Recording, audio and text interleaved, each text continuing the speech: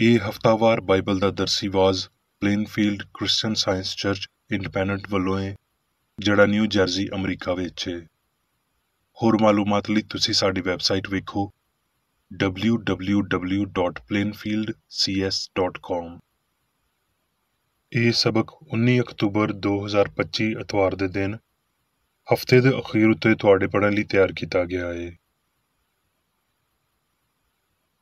ਮਜ਼ਮੂਨ ਕਫਾਰੇ ਦਾ ਅਕੀਦਾ। ਸੁਨਹਿਰੀ ਮਤਨ ਅਮਾਲ। ਕਿਉਂ ਜੇ ਉਹਦੇ ਵਿੱਚ ਹੀ ਅਸੀਂ ਜਿਉਂਦੇ ਤੇ ਟੁਰਦੇ ਫਿਰਦੇ ਤੇ ਮੌਜੂਦ ਹਾਂ। ਜਵਾਬੀ ਪੜ੍ਹਾਈ ਰੋਮੀਓ। ਇਸ ਲਈ ਪਾਪ ਤੁਹਾਡੇ ਫਾਨੀ ਬਦਨ ਵਿੱਚ ਬਾਦਸ਼ਾਹੀ ਨਾ ਕਰੇ ਕਿ ਤੁਸੀਂ ਉਹਦੀ ਖਾਹਿਸ਼ ਦੇ ਹੇਠਾਂ ਲੱਗ ਜਾਓ, ਤੇ ਆਪਣੇ ਅਜ਼ਾ ਨਾਰਾਜ਼ਗੀ ਦੇ ਅਜ਼ਾ ਹੋਣ ਲਈ ਪਾਪ ਦੇ ਹਵਾਲੇ ਨਾ ਕਰਿਆ ਕਰੋ, ਬਲਕਿ ਆਪਣੇ ਆਪ ਨੂੰ ਮੁਰਦਿਆਂ ਵਿੱਚੋਂ ਜਿਉਂਦੇ ਜਾਣ ਕੇ ਰੱਬ ਦੇ ਹਵਾਲੇ ਕਰੋ, ਤੇ ਆਪਣੇ ਅਜ਼ਾ ਰਾਸਤਬਾਜ਼ੀ ਦੇ ਹਥਿਆਰ ਹੋਣ ਲਈ ਰੱਬ ਦੇ ਹਵਾਲੇ ਕਰੋ। ਇਸ ਲਈ ਵੀ ਪਾਪ ਦਾ ਤੁਹਾਡੇ ਉੱਤੇ ਇਖਤਿਆਰ ਹੋਵੇਗਾ, ਕਿਉਂ ਜੇ ਤੁਸੀਂ ਸ਼ਰੀਅਤ ਦੇ ਮਾਤਹਿਤ ਨਹੀਂ ਬਲਕਿ ਫਜ਼ਲ ਦੇ ਮਾਤਹਿਤ ਹੋ। ਇਸ ਲਈ ਕੀ ਹੋਇਆ ਕਿ ਅਸੀਂ ਇਸ ਲਈ ਪਾਪ ਕਰੀਏ ਭਈ ਸ਼ਰੀਅਤ ਦੇ ਹੇਠਾਂ ਨਹੀਂ ਬਲਕਿ ਫਜ਼ਲ ਦੇ ਹੇਠਾਂ ਵਾਂ? ਬਿਲਕੁਲ ਨਹੀਂ। ਕੀ ਤੁਸੀਂ ਨਹੀਂ ਜਾਣਦੇ ਭਈ ਜਿੱਦੀ ਵਫਾਦਾਰੀ ਲਈ ਆਪਣੇ ਆਪ ਨੂੰ ਗੁਲਾਮਾਂ ਵਾਂਗਰ ਹਵਾਲੇ ਕਰ ਦਿੰਦੇ ਹੋ, ਉਹਦੇ ਹੀ ਗੁਲਾਮ ਹੋ ਜਿਹਦੇ ਫਰਮਾਬਰਦਾਰ ਹੋ, ਭਾਵੇਂ ਪਾਪ ਦੇ ਜਿਹਦਾ ਅੰਜਾਮ ਮੌਤ ਏ, ਤੇ ਭਾਵੇਂ ਫਰਮਾਬਰਦਾਰੀ ਦੇ ਜਿਹਦਾ ਅੰਜਾਮ ਰਾਸਤਬਾਜ਼ੀ ਏ। ਪਰ ਰੱਬ ਦਾ ਸ਼ੁਕਰ ਏ ਭਈ ਭਾਵੇਂ ਤੁਸੀਂ ਪਾਪ ਦੇ ਗੁਲਾਮ ਸੀ, ਫੇਰ ਵੀ ਦਿਲੋਂ ਉਹਦੀ ਤਾਲੀਮ ਦੇ ਫਰਮਾਬਰਦਾਰ ਹੋ ਗਏ ਜਿਹਦੇ ਸਾਂਚੇ ਵਿੱਚ ਤੁਸੀਂ ਢਾਲੇ ਗਏ ਸੀ, ਤੇ ਪਾਪ ਤੋਂ ਆਜ਼ਾਦ ਹੋ ਕੇ ਰਾਸਤਬਾਜ਼ੀ ਦੇ ਗੁਲਾਮ ਹੋ ਗਏ। ਦਰਸੀਵਾਜ਼ ਬਾਈਬਲ ਵਿੱਚੋਂ ਜ਼ਬੂਰ। ਧੰਨ ਏ ਉਹ ਜਿਹਦੀ ਖਤਾ ਬਖਸ਼ੀ ਗਈ ਏ ਤੇ ਜਿਹਦਾ ਪਾਪ ਢੱਕ ਦਿੱਤਾ ਗਿਆ ਏ। ਧੰਨ ਏ ਉਹ ਬੰਦਾ ਜਿਹਦੀ ਬਦਕਾਰੀ ਨੂੰ ਰੱਬ ਹਿਸਾਬ ਵਿੱਚ ਨਹੀਂ ਲਿਆਉਂਦਾ ਤੇ ਜਿਹਦੇ ਦਿਲ ਵਿੱਚ ਮਕਰ ਨਹੀਂ। ਜ਼ਬੂਰ। ਐ ਰੱਬਾ, ਤੂੰ ਆਪਣੀ ਸ਼ਫਕਤ ਸਾਨੂੰ ਵਿਖਾ ਤੇ ਆਪਣੀ ਮੁਕਤੀ ਸਾਨੂੰ ਅਤਾ ਕਰ। ਮੈਂ ਸੁਣਾਂਗਾ ਭਈ ਰੱਬ ਕੀ ਆਖਦਾ ਏ, ਕਿਉਂ ਜੇ ਉਹ ਆਪਣੇ ਲੋਕਾਂ ਤੇ ਆਪਣੇ ਮੁਕੱਦਸਾਂ ਨਾਲ ਸਲਾਮਤੀ ਦੀਆਂ ਗੱਲਾਂ ਕਰੇਗਾ, ਪਰ ਉਹ ਫਿਰ ਹਮਾਕਤ ਵੱਲ ਰਜੂਅ ਨਾ ਕਰਨਗੇ। ਬੇਸ਼ੱਕ ਉਹਦੀ ਮੁਕਤੀ ਉਹਦੇ ਤੋਂ ਡਰਨ ਵਾਲਿਆਂ ਦੇ ਨੇੜੇ ਹੈ, ਤਾਂ ਜੋ ਜਲਾਲ ਸਾਡੇ ਮੁਲਕ ਵਿੱਚ ਵਸੇ। ਚੰਗਿਆਈ ਤੇ ਰਾਸਤੀ ਮਿਲ ਗਈਆਂ ਨੇ, ਸਦਾਕਤ ਤੇ ਸੱਚਾਈ ਨੇ ਇੱਕ ਦੂਜੇ ਦਾ ਚੁੰਮਾ ਲਿਆ ਏ। ਰਾਸਤੀ ਧਰਤੀ ਵਿੱਚੋਂ ਨਿਕਲਦੀ ਏ ਤੇ ਸਦਾਕਤ ਅਸਮਾਨ ਤੋਂ ਝਾਂਕਦੀ ਏ। ਜੋ ਕੁਝ ਚੰਗਾ ਏ ਉਹ ਹੀ ਖੁਦਾਵੰਦ ਦੇਵੇਗਾ, ਤੇ ਸਾਡੀ ਧਰਤੀ ਆਪਣੀ ਪੈਦਾਵਾਰ ਦੇਵੇਗੀ। ਸਦਾਕਤ ਉਹਦੇ ਅੱਗੇ ਅੱਗੇ ਚਲੇਗੀ ਤੇ ਉਹਦੇ ਪੈਰਾਂ ਦੇ ਨਿਸ਼ਾਨਾਂ ਨੂੰ ਸਾਡੀ ਰਾਹ ਬਣਾਵੇਗੀ। ਮੱਤੀ। ਜਦ ਯਿਸੂ ਨੇ ਆਪਣੇ ਆਲ ਦੁਆਲ ਬਹੁਤ ਵੱਡਾ ਜੱਥਾ ਵੇਖਿਆ ਤੇ ਪਾਰ ਜਾਣ ਦਾ ਹੁਕਮ ਦਿੱਤਾ। ਮੱਤੀ। ਫਿਰ ਉਹ ਕਸ਼ਤੀ ਉੱਤੇ ਚੜ੍ਹ ਕੇ ਪਾਰ ਗਿਆ ਤੇ ਆਪਣੇ ਸ਼ਹਿਰ ਨੂੰ ਆਇਆ, ਤੇ ਵੇਖੋ ਲੋਕੀ ਇੱਕ ਮਫਲੂਜ ਨੂੰ ਮੰਜੇ ਉੱਤੇ ਪਾਇਆ ਹੋਇਆ ਉਹਦੇ ਕੋਲ ਲਿਆਏ। ਯਿਸੂ ਨੇ ਉਹਨਾਂ ਦਾ ਈਮਾਨ ਵੇਖ ਕੇ ਮਫਲੂਜ ਨੂੰ ਆਖਿਆ, ਪੁੱਤਰ ਹੌਸਲਾ ਰੱਖ, ਤੇਰੇ ਪਾਪ ਮਾਫ਼ ਹੋਏ। ਤੇ ਵੇਖੋ ਕੁਝ ਫਕੀਆਂ ਨੇ ਆਪਣੇ ਦਿਲ ਵਿੱਚ ਆਖਿਆ, ਇਹ ਕੁਫਰ ਬਕਦਾ ਏ। ਯਿਸੂ ਨੇ ਉਹਨਾਂ ਦੇ ਖਿਆਲ ਪਤਾ ਕਰਕੇ ਆਖਿਆ, ਤੁਸੀਂ ਕਿਉਂ ਆਪਣੇ ਦਿਲਾਂ ਵਿੱਚ ਭੈੜਾ ਖਿਆਲ ਲਿਆਉਂਦੇ ਹੋ?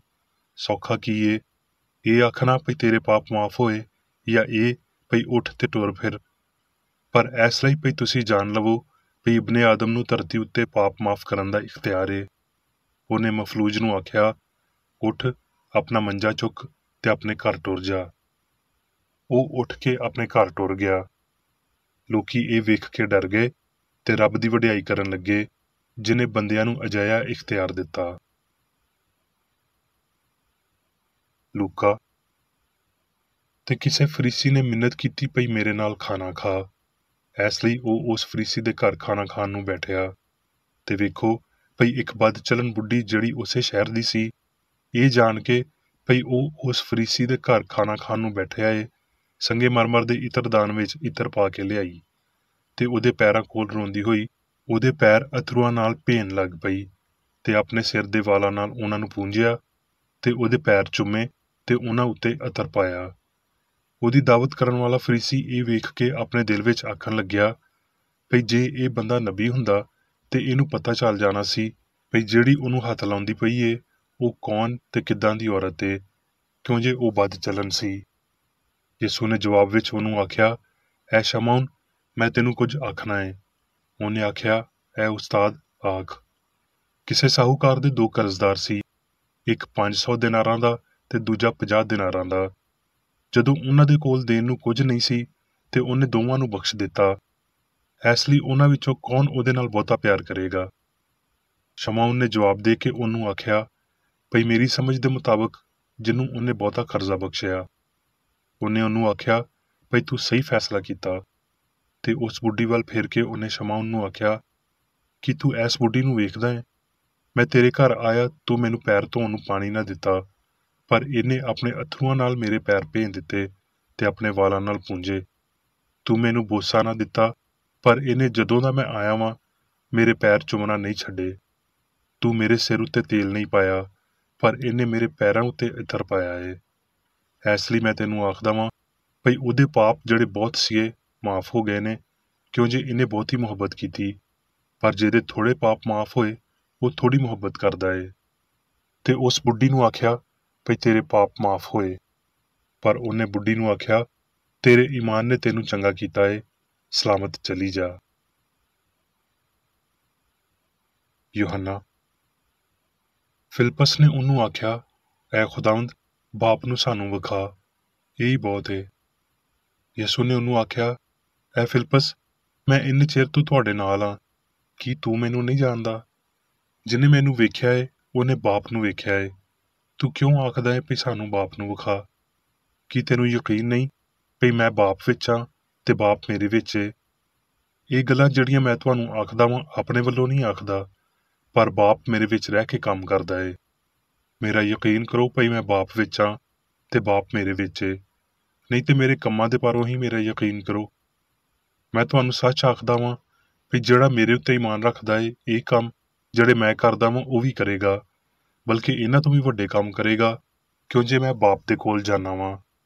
ਤੇ ਜੋ ਕੁਝ ਤੁਸੀਂ ਮੇਰੇ ਨਾਂ ਤੋਂ ਚਾਹੋਗੇ ਮੈਂ ਉਹ ਹੀ ਕਰਾਂਗਾ, ਤਾਂ ਜੋ ਪਿਓ ਪੁੱਤਰ ਵਿੱਚ ਜਲਾਲ ਪਾਵੇ। ਰੋਮੀਓ। ਇਸ ਲਈ ਜਦ ਅਸੀਂ ਈਮਾਨ ਨਾਲ ਰਾਸਤਬਾਜ਼ ਠਹਿਰੇ ਤੇ ਰੱਬ ਦੇ ਨਾਲ ਆਪਣੇ ਖੁਦਾਵੰਦ ਯਿਸੂ ਮਸੀਹ ਦੇ ਰਾਹੀਂ ਸੁਲ੍ਹਾ ਰੱਖੀਏ, ਜਿਹਦੇ ਰਾਹੀਂ ਈਮਾਨ ਦੇ ਪਾਰੋਂ ਉਸ ਫਜ਼ਲ ਤਿੱਕਰ ਸਾਡੀ ਪਹੁੰਚ ਵੀ ਹੋਈ, ਜਿਹਦੇ ਉੱਤੇ ਕਾਇਮਾਂ ਤੇ ਰੱਬ ਦੇ ਜਲਾਲ ਦੀ ਆਸ ਉੱਤੇ ਫਖਰ ਕਰੀਏ। ਪਰ ਰੱਬ ਆਪਣੇ ਪਿਆਰ ਦੀ ਖੂਬੀ ਸਾਡੇ ਉੱਤੇ ਇੰਜ ਜ਼ਾਹਿਰ ਕਰਦਾ ਏ ਭਈ ਜਦੋਂ ਅਸੀਂ ਪਾਪੀ ਹੀ ਸੀ ਤੇ ਮਸੀਹ ਸਾਡੇ ਲਈ ਮਰਿਆ। ਇਸ ਲਈ ਹੁਣ ਜਦੋਂ ਅਸੀਂ ਉਹਦੇ ਲਹੂ ਦੇ ਰਾਹੀਂ ਰਾਸਤਬਾਜ਼ ਠਹਿਰੇ ਤੇ ਉਹਦੇ ਰਾਹੀਂ ਇਲਾਹੀ ਗਜ਼ਬ ਤੋਂ ਵੀ ਜ਼ਰੂਰ ਬਚਾਂਗੇ, ਕਿਉਂ ਜੇ ਦੁਸ਼ਮਣ ਹੋਣ ਦੇ ਬਾਵਜੂਦ ਰੱਬ ਦੇ ਨਾਲ ਉਹਦੇ ਪੁੱਤਰ ਦੀ ਮੌਤ ਦੇ ਰਾਹੀਂ ਸਾਡਾ ਮੇਲ ਹੋ ਗਿਆ, ਤੇ ਮੇਲ ਹੋਣ ਦੇ ਬਾਅਦ ਅਸੀਂ ਉਹਦੀ ਹਯਾਤੀ ਦੇ ਰਾਹੀਂ ਤੇ ਜ਼ਰੂਰ ਬਚ ਜਾਵਾਂਗੇ।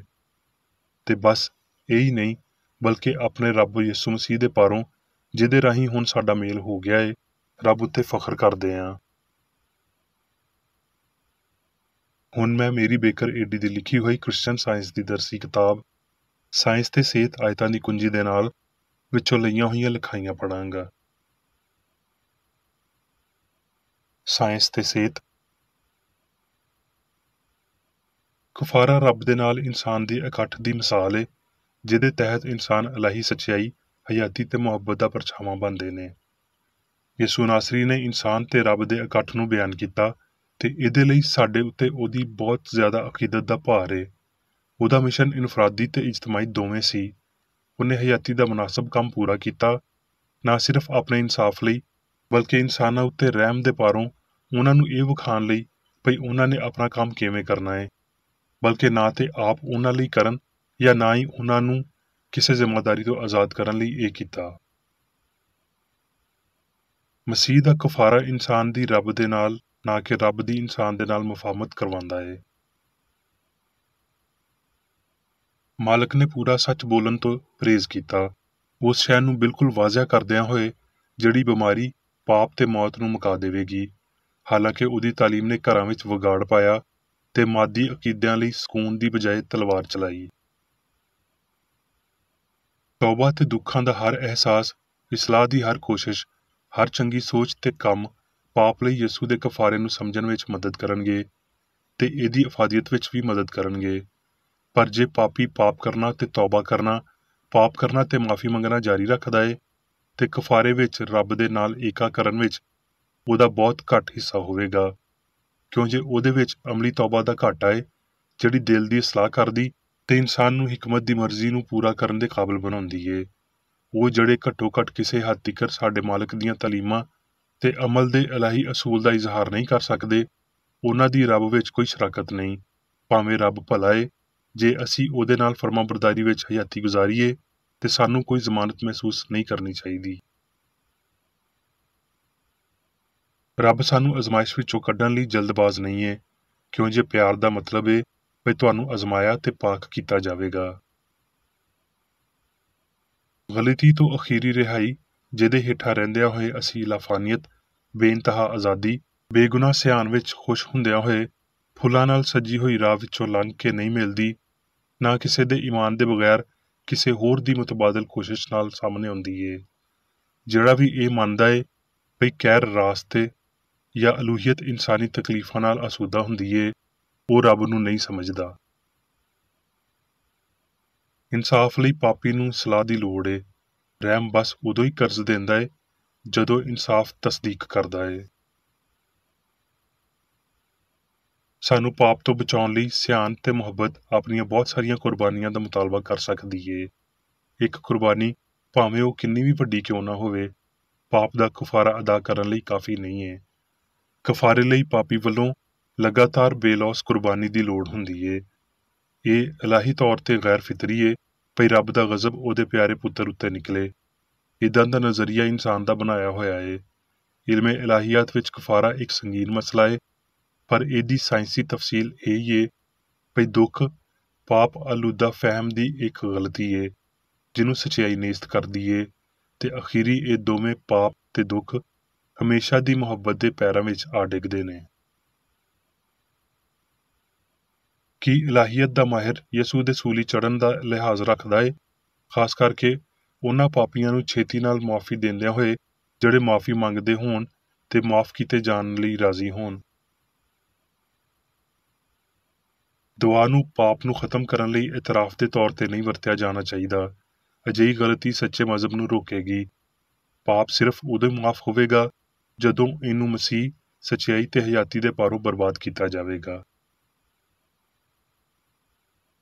ਇਸਲਾਹ ਐਸ ਸਮਝ ਤੋਂ ਪੈਦਾ ਹੁੰਦੀ ਏ ਭਈ ਬੁਰਾਈ ਵਿੱਚ ਕਾਇਮ ਰਹਿਣ ਵਾਲਾ ਕੋਈ ਸਕੂਨ ਨਹੀਂ ਏ, ਤੇ ਸਾਇੰਸ ਦੇ ਮੁਤਾਬਕ ਚੰਗਿਆਈ ਲਈ ਹਮਦਰਦੀ ਰੱਖਣ ਤੋਂ ਪੈਦਾ ਹੁੰਦੀ ਏ, ਜਿਹੜੀ ਐਸ ਲਾਫਾਨੀ ਸਚਾਈ ਨੂੰ ਜ਼ਾਹਰ ਕਰਦੀ ਏ ਭਈ ਨਾ ਖੁਸ਼ੀ, ਨਾ ਪੀੜ, ਨਾ ਭੁੱਖ, ਨਾ ਜਜ਼ਬਾ ਮਾਦੇ ਤੋਂ ਜਾਂ ਮਾਦੇ ਵਿੱਚ ਵਜੂਦ ਰੱਖ ਸਕਦਾ ਏ, ਜਦਕਿ ਇਲਾਹੀ ਸਿਆਣ ਖੁਸ਼ੀ, ਪੀੜ ਜਾਂ ਡਰ ਤੇ ਇਨਸਾਨੀ ਸਿਆਣ ਦੀ ਸਾਰੀ ਪਾਪ ਆਲੂਦ ਭੁੱਖ ਦੇ ਝੂਠੇ ਅਕੀਦਿਆਂ ਨੂੰ ਬਰਬਾਦ ਕਰ ਸਕਦਾ ਏ। ਇਹ ਲੂਕਾ ਦੀ ਅੰਜੀਲ ਦੇ 7ਵੇਂ ਬਾਬ ਵਿੱਚ ਇਹਦੇ ਨਾਲ ਮੁਨਸਲਿਕ ਕੀਤਾ ਗਿਆ ਏ ਭਈ ਇੱਕ ਵਾਰੀ ਯਸੂ ਕਿਸੇ ਸ਼ਮਾਉਨ ਨਾਮੀ ਫਰੀਸੀ ਦੇ ਘਰ ਦਾ ਖਾਸ ਪ੍ਰਾਹੁਣਾ ਬਣਿਆ। ਉਹ ਸ਼ਮਾਉਨ ਸ਼ਾਗਿਰਦ ਬਿਲਕੁਲ ਨਹੀਂ ਸੀ। ਜਦੋਂ ਉਹ ਖਾਣਾ ਖਾ ਰਹੇ ਸੀ, ਇੱਕ ਗੈਰ ਮਾਮੂਲੀ ਵਾਕਿਆ ਪੇਸ਼ ਆਇਆ, ਜਿਵੇਂ ਭਈ ਇਹ ਮਸ਼ਰਕੀ ਪ੍ਰਾਹੁਣਚਾਰੀ ਦੇ ਫਹਿਮ ਵਿੱਚ ਰੁਕਾਵਟ ਬਣਿਆ ਹੋਵੇ। ਇੱਕ ਅਜਨਬੀ ਬੁੱਢੀ ਅੰਦਰ ਆਈ, ਐਸ ਅਸਲੀਅਤ ਨੂੰ ਨਾ ਜਾਣਦਿਆਂ ਹੋਏ ਭਈ ਉਹਨੂੰ ਇਸ ਥਾਂ ਤੇ ਅਜਿਹੇ ਮਾਸ਼ਰੇ ਵਿੱਚ, ਖਾਸ ਕਰਕੇ ਰਬੀਆਂ ਦੇ ਸਖਤ ਕਾਨੂੰਨਾਂ ਵਿੱਚ ਰਹਿੰਦਿਆਂ ਹੋਏ, ਜਿਵੇਂ ਭਈ ਉਹ ਕੋਈ ਹਿੰਦੂ ਅਛੂਤ ਏ ਜਿਹੜੀ ਇੱਕ ਉੱਚੀ ਜ਼ਾਤ ਵਾਲੇ ਬ੍ਰਾਹਮਣ ਦੇ ਘਰ ਵੜ ਰਹੀ ਹੋਵੇ। ਇਹ ਬੁੱਢੀ ਮਰੀਅਮ ਮਗਦਲੀਨੀ, ਜਿਵੇਂ ਭਈ ਉਹਨੂੰ ਉਦੋਂ ਆਖਿਆ ਜਾਂਦਾ ਸੀ, ਯਸੂ ਦੇ ਕੋਲ ਅਪੜੀ। ਕੀ ਯਸੂ ਨੇ ਉਸ ਬੁੱਢੀ ਨੂੰ ਹਕਾਰਤ ਦੀ ਨਜ਼ਰ ਨਾਲ ਵੇਖਿਆ? ਕੀ ਉਹਨੇ ਉਹਦੀ ਅਕੀਦਤ ਨੂੰ ਰੋਕ ਦਿੱਤਾ? ਨਹੀਂ, ਉਹਨੇ ਬਹੁਤ ਸ਼ਫਕਤ ਦੇ ਨਾਲ ਉਹਦੀ ਤਾਰੀਫ ਕੀਤੀ ਤੇ ਅਜਿਹਾ ਕੁਝ ਨਹੀਂ ਹੋਇਆ ਸੀ। ਉਹ ਸਭ ਜਾਣਦਿਆਂ ਹੋਏ ਜਿਹੜੇ ਉਹਦੇ ਆਲੇ ਦੁਆਲੇ ਖਲੋਤੇ ਲੋਕੀ ਆਪਣੇ ਦਿਲਾਂ ਵਿੱਚ ਸੋਚ ਰਹੇ ਸੀ, ਖਾਸ ਤੌਰ ਤੇ ਮੇਜ਼ਬਾਨ ਦੇ ਦਿਲ ਵਿੱਚ ਉਹ ਪਰੇਸ਼ਾਨ ਹੁੰਦੇ ਪਏ ਸੀ। ਇੱਕ ਨਬੀ ਹੁੰਦਿਆਂ ਹੋਏ ਖਾਸ ਪ੍ਰਾਹੁਣਾ ਛੇਤੀ ਨਾਲ ਉਸ ਬੁੱਢੀ ਦੇ ਇਖਲਾਕੀ ਦਰਜੇ ਨੂੰ ਨਹੀਂ ਜਾਣ ਸਕਿਆ ਤੇ ਉਹਨੂੰ ਦੂਰ ਹਟਣ ਨੂੰ ਨਹੀਂ ਆਖਿਆ। ਇਹ ਸਭ ਕੁਝ ਜਾਣਦਿਆਂ ਹੋਏ ਯਿਸੂ ਨੇ ਉਹਨਾਂ ਨੂੰ ਇੱਕ ਛੋਟੀ ਜਿਹੀ ਤਮਸੀਲ ਜਾਂ ਕਹਾਣੀ ਦੇ ਨਾਲ ਮੁਲਾਮਤ ਕੀਤਾ। ਉਹਨੇ 2 ਕਰਜ਼ਦਾਰਾਂ ਦਾ ਜ਼ਿਕਰ ਕੀਤਾ, ਇੱਕ ਨੇ ਵੱਡੀ ਰਕਮ ਅਦਾ ਕਰਨੀ ਸੀ ਤੇ ਦੂਜੇ ਨੇ ਥੋੜੀ, ਜਿਨ੍ਹਾਂ ਨੂੰ ਆਪਣੇ ਇੱਕੋ ਸਾਹੂਕਾਰ ਵੱਲੋਂ ਇਸ ਜ਼ਿੰਮੇਦਾਰੀ ਤੋਂ ਆਜ਼ਾਦ ਕੀਤਾ ਗਿਆ ਸੀ। ਉਹਨਾਂ ਵਿੱਚੋਂ ਕਿਹੜਾ ਉਹਦੇ ਨਾਲ ਬਹੁਤੀ ਮੁਹੱਬਤ ਰੱਖੇਗਾ? ਇਹ ਮਾਲਕ ਦਾ ਸਵਾਲ ਸ਼ਮਾ ਨੂੰ ਫਰੀਸੀ ਦੇ ਨਾਲ ਸੀ, ਤੇ ਸ਼ਮਾ ਨੇ ਜਵਾਬ ਦਿੱਤਾ, ਉਹ ਜਿਹਨੂੰ ਉਹਨੇ ਬਹੁਤਾ ਕਰਜ਼ ਮਾਫ ਕੀਤਾ। ਯਿਸੂ ਨੇ ਉਸ ਜਵਾਬ ਦੀ ਤਸਦੀਕ ਕੀਤੀ ਤੇ ਇੰਜ ਸਾਰਿਆਂ ਲਈ ਇੱਕ ਸਬਕ ਦਿੱਤਾ, ਜਿਹਦੇ ਬਾਅਦ ਉਹ ਉਸ ਬੁੱਢੀ ਲਈ ਇਹ ਸ਼ਾਨਦਾਰ ਐਲਾਨ ਕੀਤਾ, ਤੇਰੇ ਪਾਪ ਮਾਫ ਹੋਏ। ਉਹਨੇ ਉਹਦੇ ਇਲਾਹੀ ਮੁਹੱਬਤ ਦੇ ਕਰਜ਼ ਨੂੰ ਕਿਉਂ ਮਾਫ ਕਰ ਦਿੱਤਾ? ਕੀ ਉਹਨੇ ਤੌਬਾ ਕੀਤੀ ਤੇ ਤਬਦੀਲ ਹੋਈ, ਤੇ ਕੀ ਉਹਦੀ ਬਸੀਰਤ ਨੇ ਇਸ ਬੇਸਾਖਤਾ ਇਖਲਾਕੀ ਸ਼ੋਰਸ਼ ਨੂੰ ਭਾਂਪ ਲਿਆ? ਉਹਦੇ ਪੈਰਾਂ ਉੱਤੇ ਅਤਰ ਲਾਉਣ ਤੋਂ ਪਹਿਲਾਂ ਉਹਨੇ ਆਪਣੇ ਅਥਰੂਆਂ ਨਾਲ ਉਹਨਾਂ ਨੂੰ ਧੋਤਾ। ਦੂਜੇ ਸਬੂਤਾਂ ਦੀ ਗੈਰ ਮੌਜੂਦਗੀ ਵਿੱਚ ਉਹਦੀ ਮਾਫੀ, ਤਬਦੀਲੀ ਤੇ ਦਾਨਿਸ਼ ਵਿੱਚ ਤਰੱਕੀ ਦੀ ਤੋਕੋ ਲਈ ਕੀ ਉਹਦਾ ਗਮ ਮੌਜੂ ਸਬੂਤ ਸੀ? ਯਕੀਨਨ ਇਸ ਅਸਲੀਅਤ ਵਿੱਚ ਹੌਸਲਾ ਅਫਜ਼ਾਈ ਪਾਈ ਜਾਂਦੀ ਸੀ ਭਈ ਉਹ ਇੱਕ ਯਕੀਨੀ ਚੰਗਿਆਈ ਤੇ ਪਾਕੀਜ਼ਗੀ ਵਾਲੇ ਇਨਸਾਨ ਲਈ ਆਪਣਾ ਪਿਆਰ ਜ਼ਾਹਰ ਕਰ ਰਹੀ ਸੀ, ਜਿਹਨੂੰ ਅੱਜ ਤੀਕਰ ਜ਼ਮੀਨ ਦੇ ਸਿਆਰੇ ਉੱਤੇ ਪੈਰ ਰੱਖਣ ਵਾਲੇ ਸਭ ਤੋਂ ਚੰਗੇ ਬੰਦੇ ਦੇ ਤੌਰ ਤੇ ਜਾਣਿਆ ਗਿਆ ਏ। ਉਹਦੀ ਅਕੀਦਤ ਬਨਾਵਟੀ ਨਹੀਂ ਸੀ ਤੇ ਉਹਦਾ ਇਜ਼ਹਾਰ ਉਸ ਬੰਦੇ ਲਈ ਹੋਇਆ ਜਿਹੜਾ ਜਲਦ ਹੀ ਸਾਰੇ ਪਾਪੀਆਂ ਵੱਲੋਂ ਆਪਣੀ ਫਾਨੀ ਵਜੂਦੀਅਤ ਨੂੰ ਲੁਟਾਉਣ ਵਾਲਾ ਸੀ, ਭਾਵੇਂ ਉਹ ਇਹਨੂੰ ਨਹੀਂ ਸੀ ਜਾਣਦੇ, ਤਾਂ ਜੋ ਉਹਦੇ ਕਲਾਮ ਤੇ ਕੰਮਾਂ ਦੇ ਪਾਰੋਂ ਉਹ ਹਵਸਪਰਸਤੀ ਤੇ ਪਾਪ ਤੋਂ ਆਜ਼ਾਦ ਹੋ ਜਾਣ। ਅਸੀਂ ਯਿਸੂ ਦੇ ਕਫਾਰੇ ਨੂੰ ਉਸ ਇਲਾਹੀ ਯਾਨੀ ਮੌਸਰ ਪਿਆਰ ਦੇ ਸਬੂਤ ਦੇ ਤੌਰ ਤੇ ਮੰਨਦੇ ਹਾਂ, ਜਿਹੜਾ ਰਾਹ ਵਿਖਾਉਣ ਵਾਲੇ ਯਿਸੂ ਮਸੀਹ ਦੇ ਰਾਹੀਂ ਰੱਬ ਦੇ ਨਾਲ ਇਨਸਾਨ ਦੇ ਇਕੱਠ ਨੂੰ ਸਾਹਮਣੇ ਲਿਆਉਂਦਾ ਏ। ਤੇ ਅਸੀਂ ਇਹ ਮੰਨਦੇ ਹਾਂ ਭਈ ਇਨਸਾਨ ਮਸੀਹ ਦੇ ਰਾਹੀਂ ਸੱਚਾਈ, ਹਯਾਤੀ ਤੇ ਪਿਆਰ ਦੇ ਰਾਹੀਂ ਮੁਕਤੀ ਪਾਉਂਦਾ ਏ, ਜਿਵੇਂ ਭਈ ਗਲੀਲ ਦੇ ਨਬੀ ਵੱਲੋਂ ਬਿਮਾਰ ਦੀ ਸ਼ਿਫਾ ਤੇ ਪਾਪ ਤੇ ਮੌਤ ਉੱਤੇ ਫਤਹਮੰਦੀ ਵਿੱਚ ਜ਼ਾਹਿਰ ਕੀਤਾ ਗਿਆ ਸੀ। ਜੇ ਤੁਹਾਡੀ ਹਰ ਰੋਜ਼ ਦੀ ਹਯਾਤੀ ਤੇ ਗੱਲਬਾਤ ਵਿੱਚ ਸੱਚਾਈ ਗਲਤੀ ਉੱਤੇ ਫਤਹ ਪਾ ਰਹੀ ਏ, ਤੇ ਤੁਸੀਂ ਅਖੀਰੀ ਆਖ ਸਕਦੇ ਹੋ ਭਈ ਮੈਂ ਚੰਗੀ ਕੁਸ਼ਤੀ ਲੜ ਲਈ ਏ, ਮੈਂ ਈਮਾਨ ਨੂੰ ਮਹਿਫੂਜ਼ ਰੱਖਿਆ, ਕਿਉਂ ਜੇ ਤੁਸੀਂ ਇੱਕ ਚੰਗੇ ਇਨਸਾਨ ਹੋ। ਇਹ ਚੰਗਿਆਈ ਤੇ ਇਹਦੇ ਵਿੱਚ ਹਿੱਸਾ ਪਾਉਣ ਵਾਲੀ ਗੱਲ ਏ। ਬਸ ਇੱਕ ਕੱਲੇ ਪਾਪ ਉੱਤੇ ਫਤਹਮੰਦੀ ਲਈ ਅਸੀਂ ਲਸ਼ਕਰਾਂ ਦੇ ਖੁਦਾਵੰਦ ਦਾ ਸ਼ੁਕਰ ਕਰਦੇ ਤੇ ਉਹਦੀ ਵਡਿਆਈ ਬਿਆਨ ਕਰਦੇ ਹਾਂ। ਸਾਰੇ ਪਾਪਾਂ ਉੱਤੇ ਇੱਕ ਵੱਡੀ ਜਿੱਤ ਨੂੰ ਅਸੀਂ ਕੀ ਆਖਾਂਗੇ? ਅਸਮਾਨ ਉੱਤੇ ਇਸ ਤੋਂ ਪਹਿਲਾਂ ਇੰਨਾ ਮਿੱਠਾ ਇੱਕ ਉੱਚਾ ਗੀਤ ਨਹੀਂ ਅਪੜਿਆ, ਜਿਹੜਾ ਹੁਣ ਮਸੀਹ ਦੇ ਵੱਡੇ ਦਿਲ ਦੇ ਨੇੜੇ ਤੇ ਵਾਜ਼ਿਆ ਹੋ ਕੇ ਅਪੜਦਾ ਏ, ਕਿਉਂ ਜੇ ਇਲਜ਼ਾਮ ਲਾਉਣ ਵਾਲਾ ਉੱਥੇ ਨਹੀਂ ਏ, ਤੇ ਪਿਆਰ ਆਪਣਾ ਬੁਨਿਆਦੀ ਤੇ ਹਮੇਸ਼ਾ ਰਹਿਣ ਵਾਲਾ ਤਣਾਅ ਬਾਹਰ ਕੱਢਦਾ ਏ। ਹੁਣ ਮੈਂ ਮੇਰੀ ਬੇਕਰ ਏਡੀ ਵੱਲੋਂ ਚਰਚ ਮੈਨੂਅਲ ਵਿੱਚ ਦਿੱਤੇ ਹੋਏ ਰੋਜ਼ਾਨਾ ਦੇ 3 ਫਰਜ਼ ਪੜਾਂਗਾ। ਰੋਜ਼ਮर्रा ਦੀ ਦੁਆ। ਇਸ ਚਰਚ ਦੇ ਹਰ ਰੁਕਨ ਦਾ ਇਹ ਫਰਜ਼ ਏ ਭਈ ਉਹ ਹਰ ਰੋਜ਼ ਇਹ ਦੁਆ ਕਰੇ, ਤੇਰੀ ਬਾਦਸ਼ਾਹੀ ਆਵੇ, ਇਲਾਹੀ ਸੱਚਾਈ, ਹਯਾਤੀ ਤੇ ਪਿਆਰ ਦੀ ਸਲਤਨਤ ਮੇਰੇ ਅੰਦਰ ਕਾਇਮ ਹੋਵੇ, ਤੇ ਸਾਰੇ ਪਾਪ ਮੈਥੋਂ ਨਿਕਲ ਜਾਣ, ਤੇ ਤੇਰਾ ਕਲਾਮ ਸਾਰੇ ਇਨਸਾਨਾਂ ਦੇ ਪਿਆਰ ਨੂੰ ਵਧਾਵੇ ਤੇ ਉਹਨਾਂ ਉੱਤੇ ਹਕੂਮਤ ਕਰੇ। ਮਕਸਦਾਂ ਤੇ ਕੰਮਾਂ ਦਾ ਇੱਕ ਅਸੂਲ। ਨਾ ਕੋਈ ਮੁਖਾਲਫਤ ਤੇ ਨਾ ਕੋਈ ਜ਼ਾਤੀ ਤਾਲੁਕ ਮਾਦਰੀ ਚਰਚ ਦੇ ਕਿਸੇ ਰੁਕਨ ਦੇ ਮਕਸਦਾਂ ਜਾਂ ਕੰਮਾਂ ਉੱਤੇ ਅਸਰ ਕਰਨੇ ਚਾਹੀਦੇ। ਸਾਇੰਸ ਵਿੱਚ ਬਸ ਇਲਾਹੀ ਪਿਆਰ ਹੀ ਹਕੂਮਤ ਕਰਦਾ ਏ, ਤੇ ਇੱਕ ਮਸੀਹੀ ਸਾਇੰਸਦਾਨ ਪਾਪ ਨੂੰ ਰੱਦ ਕਰਦਿਆਂ ਹੋਏ ਸੁੱਚੀ ਭਰਾਬੰਦੀ, ਖੈਰਾਤ ਪਸੰਦੀ ਤੇ ਮੁਆਫੀ ਨਾਲ ਪਿਆਰ ਦੀਆਂ ਮਿੱਠੀਆਂ ਸੱਚਾਈਆਂ ਦਾ ਪਰਛਾਵਾਂ ਬਣਦਾ ਏ। ਇਸ ਚਰਚ ਦੇ ਸਾਰੇ ਰੁਕਨਾਂ ਨੂੰ ਸਾਰੇ ਪਾਪਾਂ ਤੋਂ, ਗਲਤ ਤਰ੍ਹਾਂ ਦੀਆਂ ਪੇਸ਼ਨਗੋਈਆਂ, ਮੁਨਸਫੀਆਂ, ਮੁਜ਼ਮਤਾਂ, ਸਲਾਵਾਂ, ਗਲਤ ਅਸਰਾਂ ਨੂੰ ਲੈਣ ਤੇ ਗਲਤ ਅਸਰ ਦੇਣ ਤੋਂ ਆਜ਼ਾਦ ਰਹਿਣ ਲਈ ਹਰ ਰੋਜ਼ ਖਿਆਲ ਰੱਖਣਾ ਚਾਹੀਦਾ ਏ ਤੇ ਦੁਆ ਕਰਨੀ ਚਾਹੀਦੀ ਏ। ਫਰਜ਼ ਲਈ ਚੁਸਤੀ। ਇਸ ਚਰਚ ਦੇ ਹਰ ਰੁਕਨ ਦਾ ਇਹ ਫਰਜ਼ ਏ ਭਈ ਉਹ ਹਰ ਰੋਜ਼ ਜਾਰਹਾਨਾ ਜ਼ਹਿਨੀ ਸਲਾਵਾਂ ਦੇ ਖਿਲਾਫ ਆਪਣੇ ਆਪ ਨੂੰ ਤਿਆਰ ਰੱਖੇ ਤੇ ਰੱਬ, ਆਪਣੇ ਕਾਇਦ ਤੇ ਇਨਸਾਨਾਂ ਲਈ ਆਪਣੇ ਫਰਜ਼ਾਂ ਨੂੰ ਨਾ ਕਦੀ ਭੁੱਲੇ ਤੇ ਨਾ ਕਦੀ ਨਜ਼ਰਅੰਦਾਜ਼ ਕਰੇ। ਉਹਦੇ ਕੰਮਾਂ ਦੇ ਰਾਹੀਂ ਉਹਦਾ ਇਨਸਾਫ ਹੋਵੇਗਾ, ਉਹ ਬੇਕਸੂਰ ਜਾਂ ਕਸੂਰਵਾਰ ਹੋਵੇਗਾ।